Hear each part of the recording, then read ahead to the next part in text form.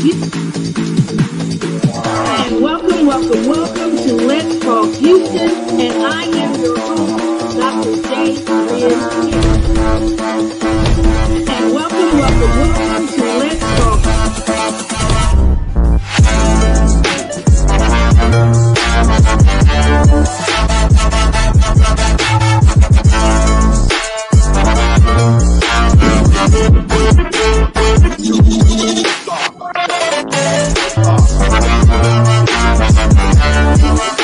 Liftoff. We have a liftoff. 32 minutes past the hour. Liftoff on Apollo 11. Tower clear. And welcome to Let's Talk Houston. And I am your host, Dr. J. Lynn Hicks. And in the studio with us today, we have none other than this amazing, phenomenal woman of God herself, Dr. Sugar Trask. Let's give it up for Dr. Sugar. Yay, Dr. Sugar. I'm so excited to have you join me on today. It's always so good to see you. Such a pleasure. Y'all come on in the room to Lottie Dottie and every doggone body that we are live and in living color. Listen, Sugar, you finally made it. I made it. How many years did it take? Oh, no. But you know, everything is in God's timing. That's what they tell me. Everything. Everything. So when it's ready, it's ready. That's what I told you. When you're ready, Right. I'm ready. And you're ready. Yes, ma'am. I thank you very much for having me on your platform. Oh, yes. To share your community and your audience with me. How sweet. It's always such a pleasure to see you. You know, I've seen you throughout the community doing wonderful things. I've seen you in the plays. And I know recently, you were honored at the award on last weekend. And I'm very proud of you and the work you do. You have such a sweet, humble spirit. Thank you know, you. And you're always the same every time I see you. You know, I like that about you. Wake up this way. Yeah. Praise God. Amen. And Yeah. you're always, I just like consistency. You know what I mean? Yes. I need to know who I'm working with. Yes. And yes, I'm saying ma'am. you're Yes, always the same, always approachable, always nice, always kind. And I like that. And so it's funny, the other day I was on the phone with Jackie Foreman, the playwright. Oh, yes. And she yes. she was having a comedy show and a play and something, and she wanted me to come. And I said, you know what? I do apologize. I can't come because I'm going to, I host a podcast every Friday. Yeah. So I know I can't make your Friday event. And then there was something she was doing on a Saturday. And I'm like, well, no, I can't do that because, I have the I Am Enough Inspiring Queens Award. She said, well, your schedule sounds about like mine. And then I sent the flyer. Yeah. With my pod, said, oh, I have my podcast on Fridays. Yeah. I don't know what made me do it. And I shot the flyer over. And she said, oh, I know her. I know Sugar. Very well, very nice lady. And she said she's been in several of my plays. And so she spoke so highly of you. Jackie is awesome. Yeah, Yes. That was the autopsy of the deceased church. Yeah, I went to that one. Oh, to the play? Yeah, you remember, I think I videoed you. Yes, you were coming up the aisle. Yes, you did. I sure yes, did. You did. Yeah. Sister Loose Living. Yeah. Yeah, you came in there. Yeah, I caught really you. Killed the church. Because I had that aisle seat. Yes. And so when you came up the aisle, boom, I got you. Oh, I got a good shot. Remember, I videoed you walking in. Yep. That was funny. I am so ready to do this again, do that play again. Yeah. We just got to find some locations so we can do that again. Yes, yeah. So yes. Tell me what other exciting things you have coming up. I mean, I know a little bit about you now. I don't know if the audience knows about you, so you might want to look. Somebody's talking to us right here. You might want to greet your audience. Oh, Auntie's Tees, Pamela Hawkins. hello. So good to see you. And I just love to always hang out with Pamela. She hosted my event. You know, the event I had. Oh, the yes. Princess for a Day Soiree. Yes. Her husband's, the catering company. I'm going to say catering by Carl's Catering. Carl's Catering. Yeah, they did a phenomenal job. Let's give it up for Carl's Catering and give it up for Auntie's Tea. She makes the most fabulous tea I've ever had in my life. And she's always, always, always embraced me from the first time I met her. Yeah, so tell us a little bit about your background, Sugar. Well, Dr. Sugar Trask. Okay. I like that name. She's been around. For a long time. Yes, I'll be 71 in Wow. February, y'all. Hey. Boy, give it up for longevity. Yes. Carl's Catering, she's putting a plug in. Good genes. Let me tell you, good genes, hard work, great play. And that's what my grandmother did. She lived to be 98. Wow. Grandpa lived to be 99. We have relatives 106, 111. So we have long. Mother just passed a year ago at 90. Wow. I came. Yes. To your celebration of life for her. Yes. So that's been a good way to start. But I was born in Oklahoma. Okay. And Shawnee, Oklahoma. And I was raised in Minneapolis, Minnesota. That's wonderful. 27 of my years. So yeah, I'm still a Yankee. But I have moved around from California. Went to California, stayed there, and Washington State. Yes, then I've back been to there. Oklahoma, Seattle, and Seattle, Tacoma, Olympia. We had our own family church there. Oh. And then I came back to Oklahoma again, and that's when I went to funeral directing school and mortuary science school. And then from there came to Dallas, and then from Dallas went to Anchorage, Alaska, y'all. Wow. 6 years. What were you doing out there? Oh. It was cold. But it was I was cold in Minnesota. So, it was a friend of mine had went up there. And so she says, you'll love it up here. Just come up. And so I did. And I was only supposed to be there a week. And I stayed 6 years. It was wonderful. She said Queen Sugar. I like that. I loved Alaska. I really did. And then that's where I did get married. I got married in Alaska. We were together 5 years, but we were actually only married 22 months. Oh. So anyway, life keeps lifing. Okay. We went to Monterey, California from there. And then from there, Grand Forks, North Dakota. And he was in the military. And so things just didn't. I'm not military material at all. You don't march in straight lines and stuff. No, I don't even have a line. You move in circles. I certainly do. Certainly do. And so from there, went to my mother had moved to Galveston. Okay. And so I went to Galveston, and that's where I've been since 1991. 1991 was at Galveston until we had a hurricane. There was Hurricane Ike in 2008. Yeah. And so that took 55 of my years away, and I left from Galveston, went to Texas City, and then I've been here in the Houston area now since 2015. Oh, that's wonderful. Yeah.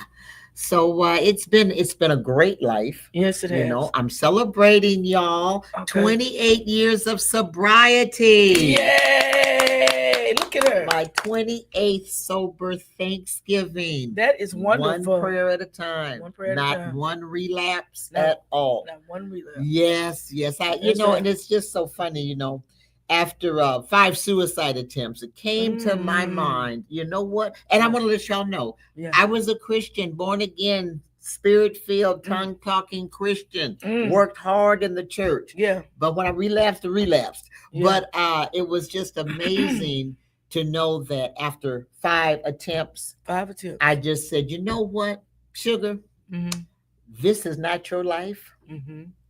It's God's. And you can't take it. That's right. I said, oh, okay. Yeah. So that's how that ended up. And, it wasn't difficult going through the transition of becoming sober. Right. It was difficult going through the transition of staying high. Right. So, either way you go, that was the difficult part. Which road do you want to take? But by the grace of God. Amen. One day at a time. That's what we have to do. So, 28 years. That's wonderful of sobriety. Yes. I've had several people on here who have attempted suicide. I asked them, well, how did you do it? Sometimes they say they were going to drive off the freeway, but something happened with the car. Or they took 300 pills and drunk gasoline, didn't die. Oh, my goodness. Yes. Bumped their stomach. Sitting right here talking to me, looking normal. Then we had the other one. They picked the gun up. I think it was the grandfather's gun or something. And when they went to put it to their head, they were clicking it. Yeah. But it didn't dislodge. It didn't. It's just amazing how God when it's not your time, right? Then when it's not your time, it's not your time. That's true. And no devil in hell can take you if it's not your time. Not your time. If God does not release you, it's not your time. It's not your time. I've been there, done that, got scars to show it. It's not your time. Not your time. You have a purpose here. There's a purpose for everybody on this earth. Yes. And if you've not fulfilled your purpose, oh yeah. So you got a job to do. You got a job to do. You got work to do. You got work to do. That's a song.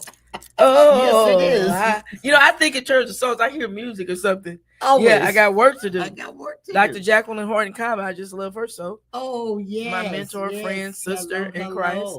Yeah, she says testify. Yes. But it is for somebody. Yes. My sobriety isn't for me. Okay.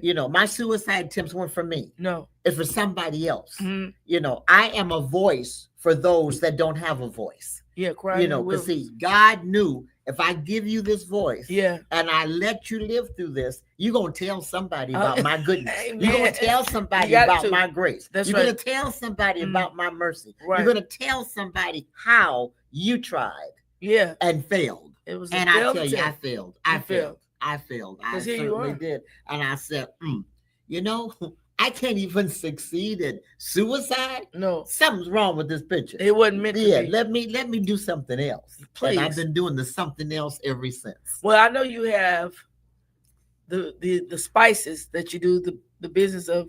I'm gonna call them sugar spices. Yes. I mean, what are they? It is. It's sugar spices. Okay. During the pandemic, during COVID, while everybody was tripping out and doing all that stuff, God woke me up in the morning. He said, "Go to the kitchen."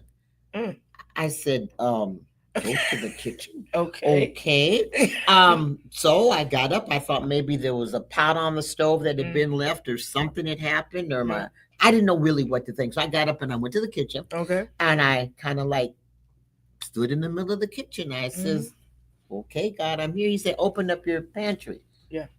I said, "Open up the pantry." I said, "It's 3:00 in the morning, Lord. Come on now, help me a little bit with this. I'm wide awake now, wide awake." He was trying to help you. He said, "What do you see?" I said, "I see spices."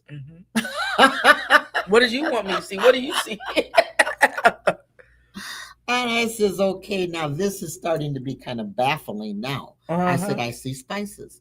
And he says, and prior to that, let me just back it up a little bit to lead into that. 3 different times, 3 different people cooked in my house, and it was all too salty. Okay. One was so salty that we couldn't eat it at all anyway. Okay. Oh, Pepper said, "Good spices." Yes, baby. Good spices. And you brought it out at an event I was with. I met you in some kind of way. We ended up, you said, "Well, where are you getting ready to go?" And I said, "Oh, I'm getting ready to go eat with Dr. Laura." And then you said, "Well, where is that going to be?" And I said, so you said, "Okay, you mind if I join?" I said, "No, come on." And I just remember we were at that restaurant and you went in your purse. Grace's. John Kirby. Yeah. Near River Oaks or something. And I said, you went in your purse and you pulled that out. I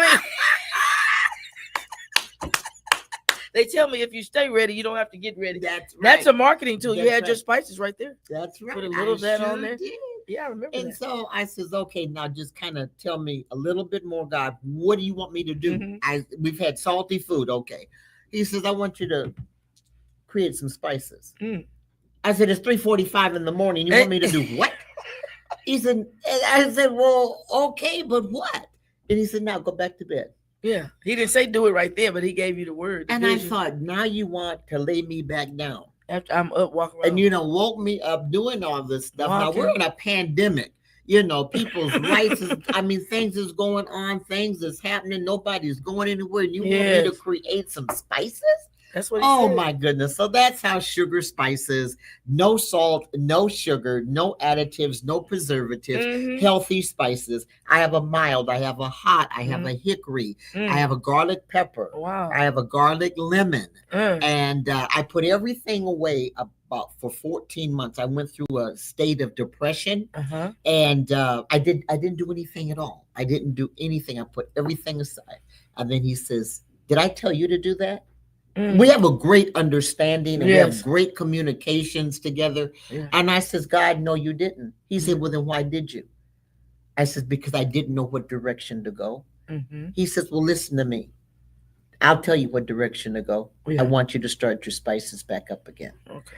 And I have bottles. I'm changing the label, but I have the bottles because I have to put an expiration. The labels that I had didn't have an expiration on there. But I still have 6 of my original bottles that was back then still on the top shelf in the spice cabinet. I'm just trying to see how long it will hold up. But I don't use the chemical in there to stop it from caking. So just put your knife and fork and uncake it and go on. Put some rice in there and go ahead on. But I'm excited about the new label, and I'm excited about the new cooking show. I do my production with a Houston Media Source. So they're now in the old YWCA at 7305 Navigation. Right. And so there's a big, huge industrial kitchen with industrial everything. So they're working on that right now. So I will be actually doing live cooking shows. Cooking with Sugarlicious. I'm glad and happy about that. Cooking with Sugarlicious. So we'll actually have an audience, a live audience. You'll be able to get your tickets and come in, be a live audience. I'll cook and then I'll serve, and you'll eat the food and the spices. That sounds whatever good. It is. So I'm excited about doing that. So in all of that, then I have Something Good is About to Happen, which is a variety show. It's for the community. It's for anyone, nonprofit or profit, that wants to promote what God has given them to do or to have. And so I'm doing that. And just recently, I started Blue Hair Media, which is my sports station. And I have an actual football book. And that is a football guide written by a woman for women that have children, that, young boys that want to go into the football. A lot of times we know the men do that, the dads or the uncles or the coaches or whatever, but we are on the sidelines and not understanding what's going on. I agree.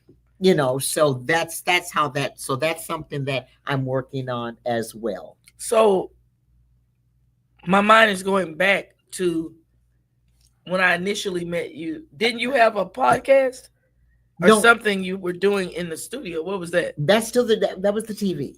Oh, okay. That was the Something Good is About to Happen. Something Good is About to Happen. Yes, okay. Yes. No, I haven't done the podcast. I'm in the process of. Yes. Yeah, in the process of. Yes. Okay. Well, that's good. So sounds like to me you're a serial entrepreneur. Serial. Yeah. Hardcore. You got this hardcore serial. What did you put the hardcore? Yeah, you're a hardcore serial entrepreneur. Yes.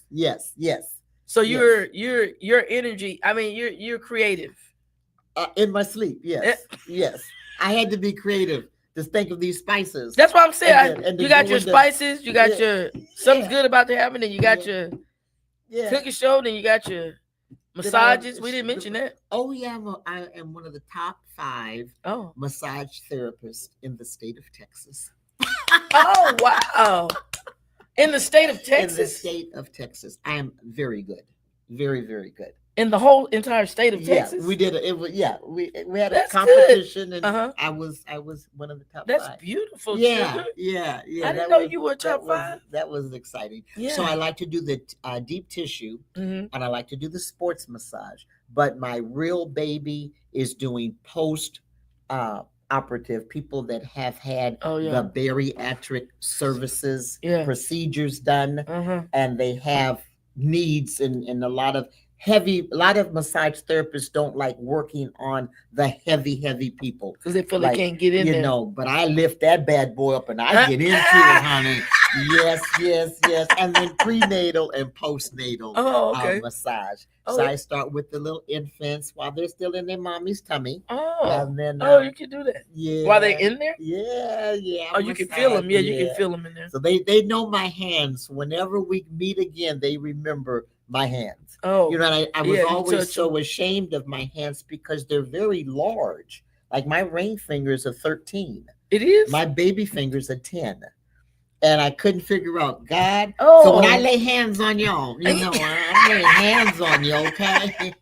whether you're in the prayer line or on the massage table or on the street corner. Right. If I'm gonna lay hands on you, you don't know hands have been I am laid. going to lay hands on you. Okay. So I had to grow into my hands. I had to grow into my hands. But God had a purpose for him. Yeah, my hands is definitely my father's hands. Oh, your father. Yeah. I never met him, but through my aunt and my aunts and my uncles and the people that knew my father. Yes. Which I never met him. They said, "Oh yeah, that's Woody's." But daughter. so your mother's hands weren't like that then? No, my hands were small. Oh, okay. Yeah, Mama's hands were small. Beautiful hands. But they were small. Mine was small. She said, that's Ray's daughter. And I went back and I was like 50-some years old. Mm-hmm. And I'm in the grocery store. And they said, "You're Ray's daughter." I was in Duncan, Oklahoma. Okay. I went to my aunt's, which was his sister's funeral. Right. I says, "You said Rose is your mama?" I says, "Yeah." She said, "You look just like her." He said, "In fact, I thought it was Rose." Mm-hmm. But you're Ray's daughter. Yeah, that's good. I thought, oh my they God. Identified. I'm glad I was doing good stuff. That was a time. Yeah, I'm glad I was doing something good. But wild. God has really been good. Amen. He has been so faithful. And I'm telling you, I don't know what's next. Yeah. To me, I'm just beginning. 70s, I'm just beginning. You're just beginning to flourish and blossom. Yeah. So I'm going. You're blossoming right now. I love this signature blue. I didn't think to ask you, but I'm asking you, how do we arrive here? How do we get? Every time I see you, I can spot you. Yeah. It might not be the same style, but the color. It's the color. I was in Sally's Beauty Supply. My hair was like shades of purple before it was blue. Okay. And I was getting ready to do a retouch. Okay. My color. And I was going down the aisle and I spotted the blue. They have those little swatches. Mm-hmm. And I said, "Oh, I like that." I said, "But I'm in the ministry. I'm preaching. Yes. I'm doing this here. I can't have no blue hair." Right. And I says, "God, I sure would like to have this blue hair." Mm-hmm. And I was in the store like an hour and a half. I guess they probably thought I was you stealing, but I was in there. So I was talking. Mm-hmm. But I was talking to God. That's why I say you were like. I said, "Can I help you make a decision?" I says, "No, this is between me and the Lord." He's "Oh, well, okay, ma'am, okay, ma'am." And God says, "Do it." Mm-hmm. And if they ask you why, just tell them I told you to. Mm-hmm. It's a signature look. And I says, "Okay." So I said, "Okay, God." I went ahead. That was that Friday. So I had all that Saturday to, maneuver through this color before church on Sunday. And I says, "If it's going to be okay, God, I want pastor. I want bishop to be in the parking lot when I drive up Sunday morning." There he was. I mean, he was in the parking lot. Because it's okay. And he said, "Evangelist?" Mm-hmm. And I says, "Yes, sir." He says, "Only you can do that."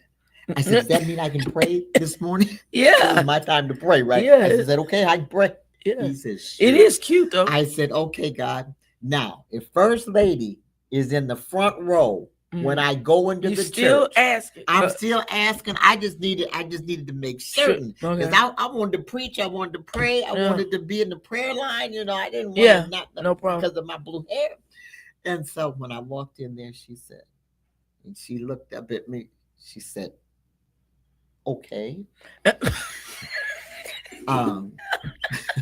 Sister Sugar? I said, "Yes, First Lady." Okay. She says, "I love it." I do too. I said, "That means I can pray." Yeah. Like typically you probably wouldn't tell somebody, go dye your hair blue or purple or green or red or whatever. But yeah, for you it's working. And thank you so much. So that's the way. And if there's a name that can be called from Smurfs to Cookie Monster to whatever, I've been called the Blue Lagoon and just name it. But it's been 9 years now. I mean, I'm sorry, 7 years. 7 years. You said you've been called the Blue Lagoon, Smurfs. Smurfette. Oh yeah, the Smurfette. Who else is blue? Whoever got blue something or another, the kids. Okay. And so I says, "Well, okay." I said, "But God gave it to me." He said, "Well, why did you do your hair blessed?" Because God told me to. Yeah. And that settles it. And so the other ministry that I was with, which was Joan Hunter Ministries, which I've been with them over 20 some years, there was a speaker, and I went in, and they said it wasn't him, but his team says he wants you to do a commercial. And I always had clothes and wigs and stuff in my car. And they said, but we want you to put your blonde hair back on. Put your blonde hair on so you can do the commercial. I like this one. But he had already seen me with the blue hair, but he still wanted me to do this commercial. So I did the commercial with the blonde hair. I'm being obedient. I mean, it's his thing. He told you go put that. And so he said that he saw the commercial. He says, what happened to Sugar's blue hair? Well, we didn't think that you would want, and there was there. He says, no, retake it. Take her out of that blonde hair. Yeah, that's not her. It's not authentic. And so, well, I mean, I've been blonde for years and years and years. I know, but we went blue. But yeah, but they were thinking that it was just over too the much. top. Yeah, I got you. But I'm over the top. If anybody knows me, I am over the top. You're over the top. So he said, no, redo it. So that's what we did. That's wonderful. Now, I know recently, I'm on social media, so I see you and my girl, Lady Tiffany Nicole. So you were at the Spin Awards. Oh, yes. So tell me about the Spin Awards. This is the second year that I've done the Spin Awards. And it was, I do the red carpet interviews, and, it was awesome. The people, Minstrel Anointed and BW Bolden, thank you so much. Oh, yes. If y'all see any of this at all. Right. But I mean, it's a family affair. And it's not big like the BET Awards and all of that, but it's smaller. And everybody new. It's the new people that's coming on. Okay. The new people that needs to be recognized. But it's the DJs or the radio stations, I'll have to say, or the media stations that spin their music. And that's how it becomes the Spin Awards. Okay. So we had our Amber Shaw. Yeah. We have Christina Lockett. I can't pronounce your last name, Christina, but I know Christina Lockett. And they were there. They were there. We had some other people, Robert Barnes, a lot of people know. And so we had a lot, some people representing Houston. And so the boss women, dope women of radio. That's what it is. Dope. Nice. And so that's Amber Shaw was up there on the panel. Yeah. For that. But it's just a gathering, happens every October. So y'all get your little change together. It happens every October. But go to spinawards.com, go to Facebook, Spin Awards, and get ready for the date for next year. And come on. Wow. It's a blast. Yes, that's wonderful. And then it's a blast. You were recently honored at the awards last weekend at the Third Ward Multi-Purpose Center. And that is such a beautiful facility. Yeah. Oh my gosh, that 3611 Ennis. You need a place to, do something. And it was exciting because I did the video as well. And then for the media, I was honored as being a media person and working in the community and doing things for the community. That is so sweet. So yeah. And then you have another event that I saw tomorrow. Not the I Am Enough Tea Party brunch. Okay, I Am Enough is tomorrow, and then we have the 16th, which is Mocha Brown's. That's what I was saying.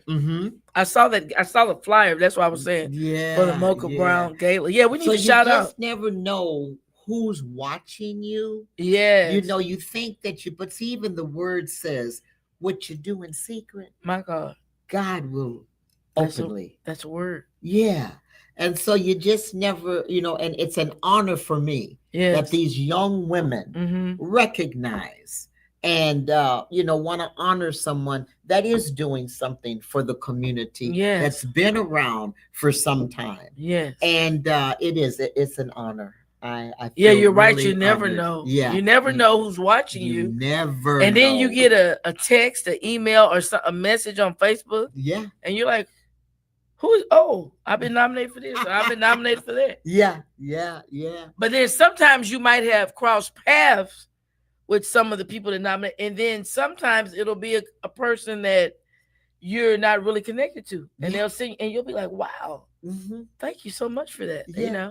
It's great. It's great. Life is good. Life is good, you just keep pushing, you keep grinding. If you have a thought, if God gives you a thought, if God gives you a dream, an unction, the Holy Spirit to do something, just do it. Just do it. Don't think about, I gotta wait until this gets it's never gonna happen. Right. Just do it. Because he says, if you build it, I'll send the people. Right. So if you have that dream or that vision, and it keeps, like writing a book, I'm on my third anthology. Amen. I'm doing another one with Tiffany. And she stood anyway. Yeah, I like that. Yeah, she stood. I like that. Anyway. That's strong. That's through impactful. She stood anyway, despite through my mother's death, through my mother's stroke, through my mother's dementia. Yeah, I stood anyway. Anyway, I had to 13 years. Yes. Yeah, I stood anyway. Anyway, but I love to be able to say the morning she went home, y'all, it was so awesome. It was like a movie. And so I was getting a little mesmerized. She only took 3 little pills, but I had to crunch them so she'd swallow with the applesauce. My sister was in the kitchen, making her coffee. But, being in the funeral home, death and dying, it's just part of what I do. It's me. It's you. And she just didn't look right. But it's been coming on. It's been coming on. And I kind of looked. But that morning, I just looked at her and I says, Mama, are you getting ready to leave me? And she just had that look. And see, there's stages of death. Yeah. And so I just kind of looked at that and I just prayed. I said, well, I want to let you know, Mama, I'm releasing you. And if it's time for you to go, go. You can be free. So I'm just doing a little thing. My sister's in the kitchen. And so she turned at me and she says, baby, they're waiting for me. They're waiting for me. Wow, I said, Mama, ain't nobody waiting for you. Bam, she was gone. I said, she told you they were waiting. I said, oops. I said, Mama. And I'm still holding her little thing, which I still have it. And her little pill cruncher. I says, Mama, no, you didn't take your meds. Where she's going, she don't even need her. God got her. So I went in the kitchen and I says, Val, I think Mama's gone. She was shocked. I'm making her coffee. What do you mean she's gone? You were just talking with her. I know. She was just talking with us. It was just that quick. And she went in there. She said, Sister, Mama's gone. Yes. I said, yeah. So we're standing there next to her bed. And for a split second, now I've been in the funeral business since the 70s. Death and dying and all that. But for a split second, I didn't know what to do. And we had a big poster on the wall that tell her, do this, And all my sister said was, follow your instructions. You follow your. You wrote them out in advance. I said, oh, my goodness. Because you probably knew you were going to go, the shock, the denial, all those phases. And see, there was no denial. I mean, Mama was 90 years old. There was no denial. She had been ill. There was no denial. I knew that the day was coming. Yeah. I'm just thankful and praise God that I was there when it happened. See, when Granny passed, my sister was there. When Mama passed, I was there. And it was just like, well, okay. But she had a caregiver, Miss Thelma, had been coming in the last 3 months or so. That. And she's there at 8:30. Okay, 8:30 came, 8:45, 9 o'clock. And I thought, I wonder where Miss Thelma is, because if she was going to be late, she called or texted me. And I thought, 10:20, Mama transitioned. And so that was 10:20. By 10:30, she pulls up. I'm outside right now. And she pulls up. Like she'd been around the corner waiting or something. I said, she's gone, Miss Thelma. Oh, no, not my mama, not mama. I said, yes, she's gone. So she went in there and did all her little vitals and did everything she was supposed to do. It's like she almost sensed something in the spirit. Yeah. When you've been in the business for so much time, and she worked with hospice. Yeah. So, you kind of she didn't even want to be there when it happened. And she says, well, okay, you want me to bathe her and change her clothes and all of that? And I says, no, that's okay. I'll handle it all. I'll handle it. And I did. My cousin, Pat, awesome conversation, dear cousin. Yes, Pat, love you. So good to see you, hear from you. Always miss you. Good to hear from you, Pat. Yeah, you know, when people transition, like I didn't think I was gonna have denial, but not with my mother more so, but my Aunt Gladys. I remember after the funeral, I sang at the funeral. They put me on the program on practically everybody in my family. They'll put me up there, and I'm just grieving and brokenhearted, but I'll drag myself up there and sing. But I remember after the funeral, and we came home to her house for the repast, the family, cousins, and everybody. Yeah. And I remember everybody was in the house eating and laughing, and it was some cars in the driveway, and I was sitting out on the bumper of the last car in that driveway looking down the street. And one of my parents came out there and said, Lynn, what are you doing out here? I said, I'm waiting. I was just hoping Aunt Gladys would drive up. And see, I've never, not that type of person, but I feel like this is all a movie. I see all the people here. Yeah. Like they feel like that's some kind of phase. I don't know, where you feel like you're acting out a movie. Like the person really isn't dead. Mm-hmm. I know we went to the church. Yeah. I stood up there at the podium. I spoke. I sang. Okay, I did go. I remember we went to the graveyard or whatever. Okay, now we're here, and I see all the people walking, and I'm trying to figure out we're at her house. Yeah. So where is she? She should be driving up in a minute. So I just keep looking down the street, I'm looking for this car to drive up. Yeah, and not a car drove up, and it was surreal. The kids, you know, and it was just such a blessing. Because she had such a great relationship with all of the children, the grandchildren, the great-grandchildren, the great-great-grandchildren. Yes. So it was like, Skylar comes in, he said, Mama Rosie. Mama Rosie. I kept her in the house like the full day. You know, she was there the whole day. Anyway, her Thelma's supervisor had to come to do the actual pronouncing of her. Everything. And Mama, she loved her little caftan. She loved her pearls. She loved it. She loved dressing up. And I put her panties on and her, underclothes on, her brassiere and everything. You have to. And the supervisor said, "What are you doing, Sheila?" I says, "I'm dressing my mother." But in the business, because when my people pass, they said we got to bring all that. That's usually when you're at the funeral home. But you were doing it at home in her bed. Oh, I thought you were getting okay. And I was gonna set her on up. My sister said, "Don't set her up." She said, "Baby, don't set Mama up." Well, to you, I said, "Well, why not?" You just wanted to do it. I would have put her in the chair, really. But that's just me.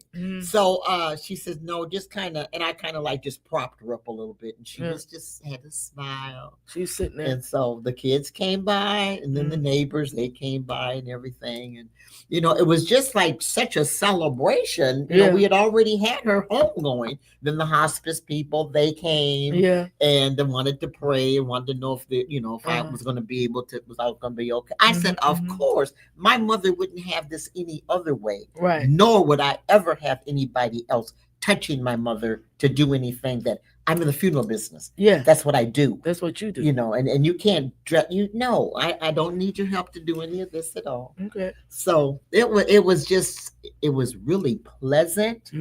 And I'm so glad. And I love the way the children, they loved Mama Rosie. Yeah. They loved her. And we had pictures of her and every one of the children except for the one that was in the belly. Oh, that's she nice. Didn't get a chance to hold that particular one. But outside of that, all the kids, and they were like playing playing with her bitch at a hospital bed. They're pushing the buttons and she going up. Okay.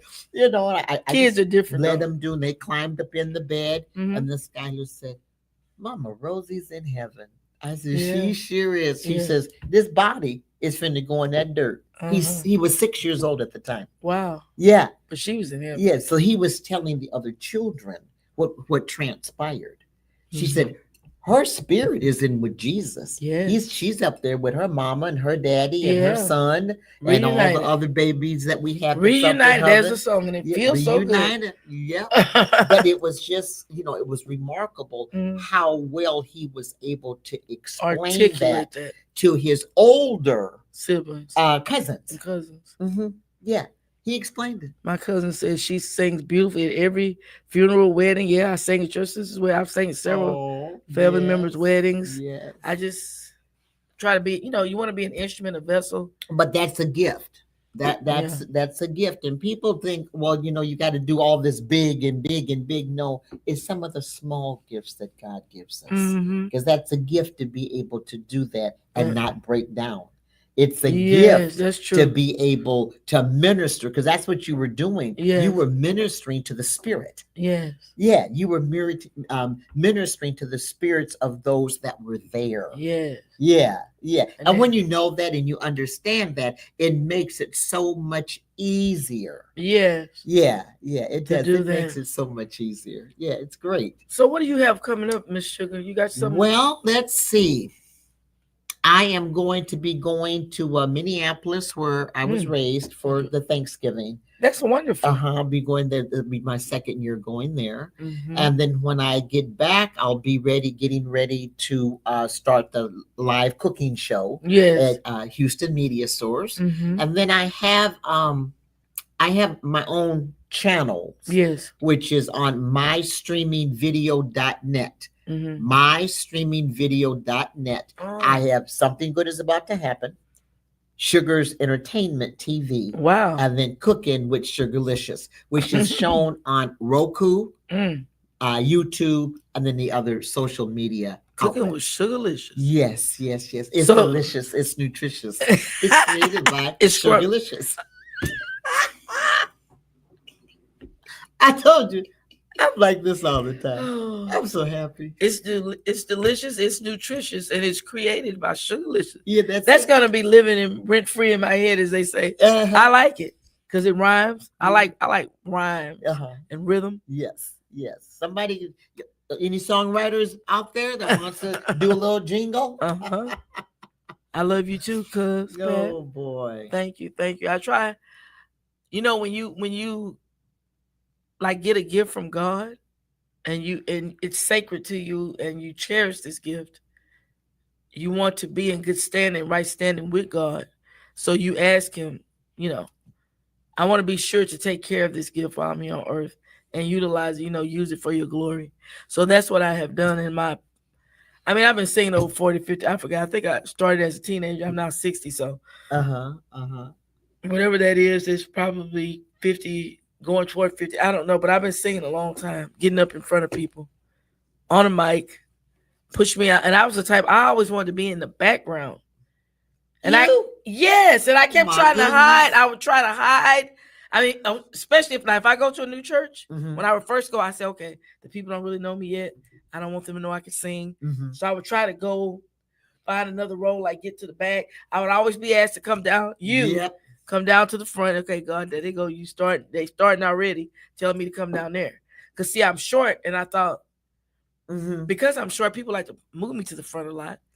But, I've been at conferences, or been at, I'm going to say, symposiums, women conferences, and I've tried to be in the back. You know how the people go up to the altar? Yeah. And you got the rows of the people, 1 row, 2 row, 3 row, and I try to go in the back. And they'll go, this has happened multiple times, you in the back. And I'm like, God, no. I tried.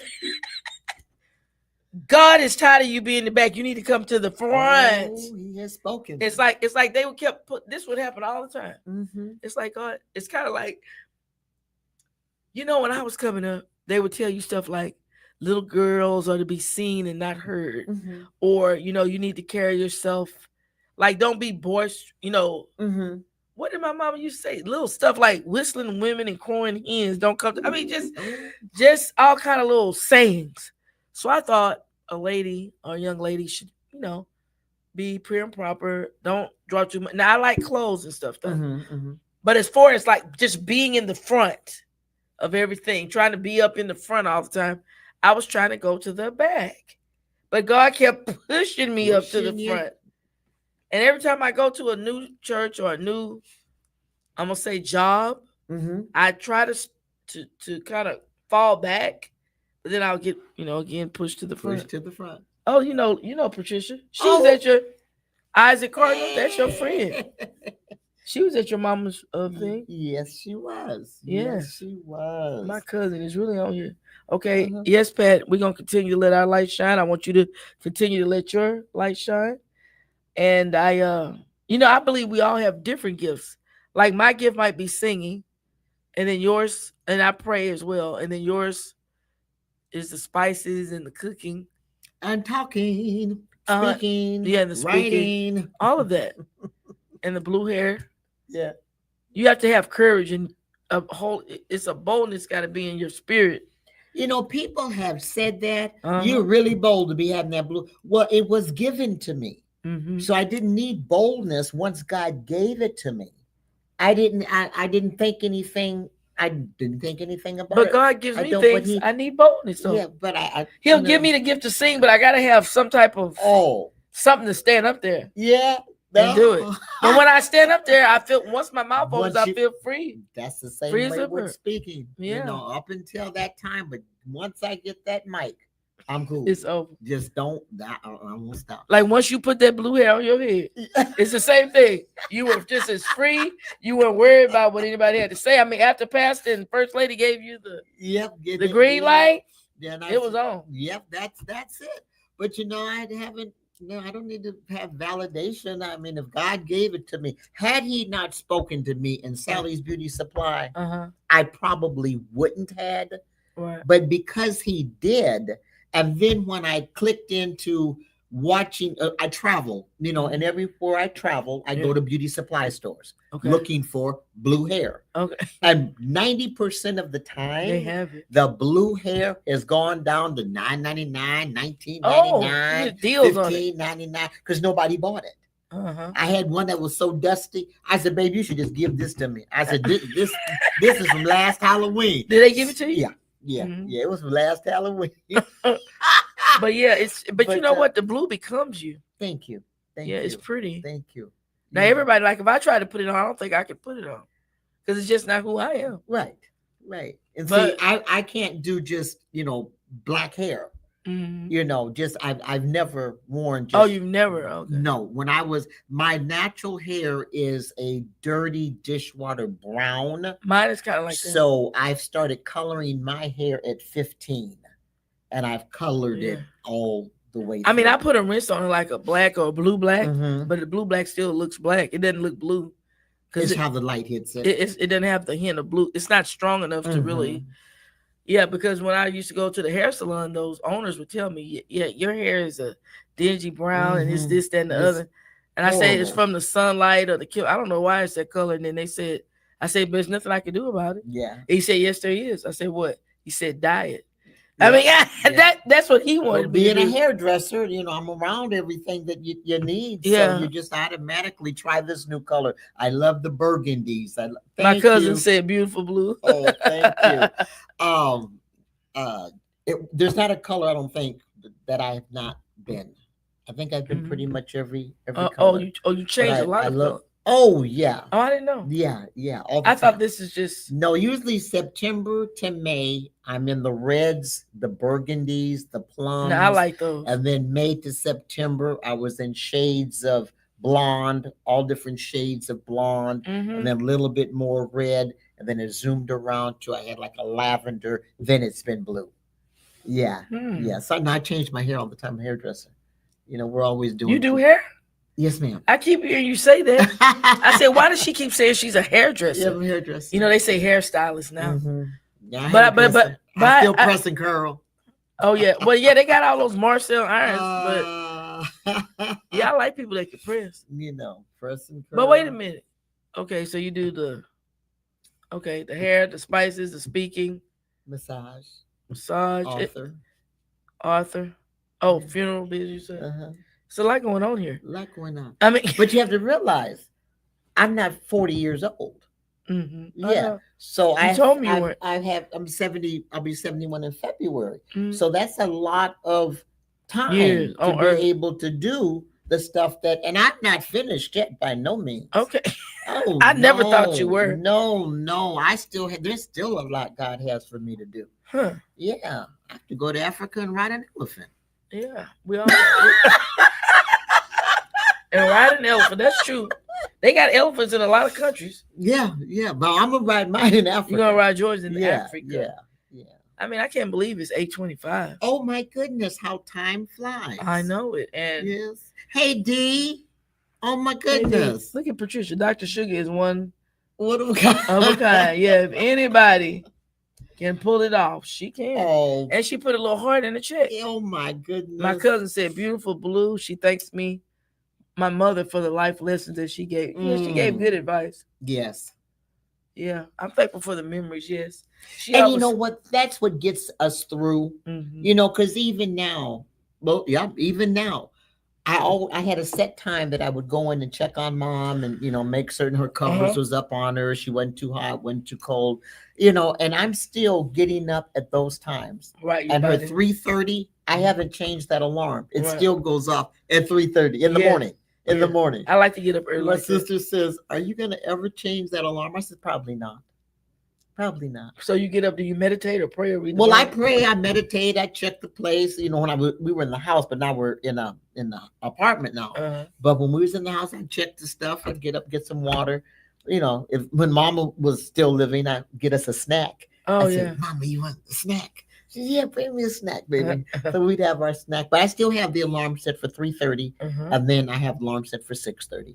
You know, those were her times, and you know, I probably won't change it. Okay. I probably won't, because now I'm checking on my sister. So I'm doing the same thing. Are y'all the ages? You're in close proximity? Well, we're 4 years apart, but the same day. Oh. February 9th. Our brother's birthday was February 3rd. Huh. February. Mother went in to have me, and she was C-sections. Went in to have me February 3rd. Oh, okay. But I wasn't born until February 9th. Okay. Yeah, I went from Dallas, Texas to Shawnee, Oklahoma. Yeah. That's where you ended up. So that was, yeah. Get the book. Just get the book. Shattered Mirror, get the book. It's all in there. So do you have a website or something you can leave them with? Well, the website. I mean, do you have information like if somebody wanted to get in contact with you? Oh, sure. Why don't you just go to trasksugar@gmail.com. Okay. That's TRASKSUGAR@gmail.com. Okay. You can always call the office at 409-789-9631. And on all social media, it's broadcast. If you go to Trask, TRASK, you're going to see Author Sugar Trask. You're going to see Sheila Trask, Sugar Trask, Broadcast Trask. And you can go to Instagram, Blue Hair Media 24.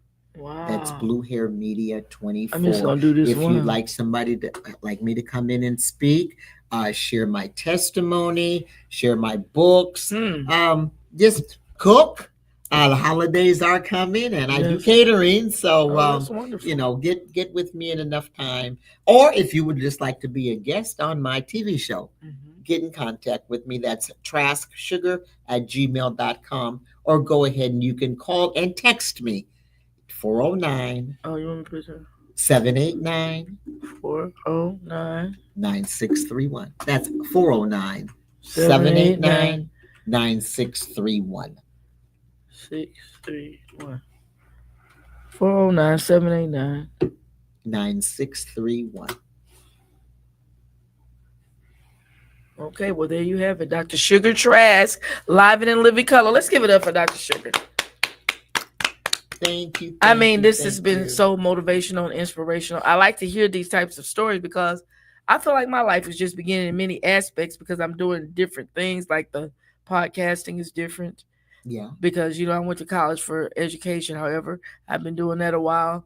Now the podcast, and also I've authored some books as well. But when I listen to you, it just goes on and on like an ocean.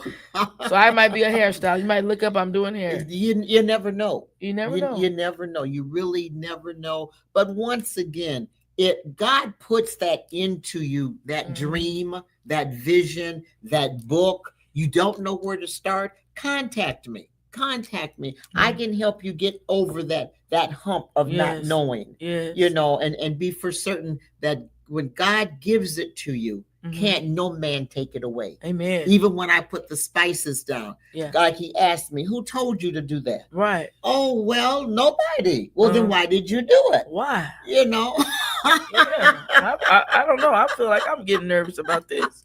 So, if he hasn't told you to put it away, to stop or change your hair color or whatever, knowing that he loves you, and like I always say, I am perfectly imperfect. Yes. And I'm working on me every single day. I love that. And that is a good point to end on.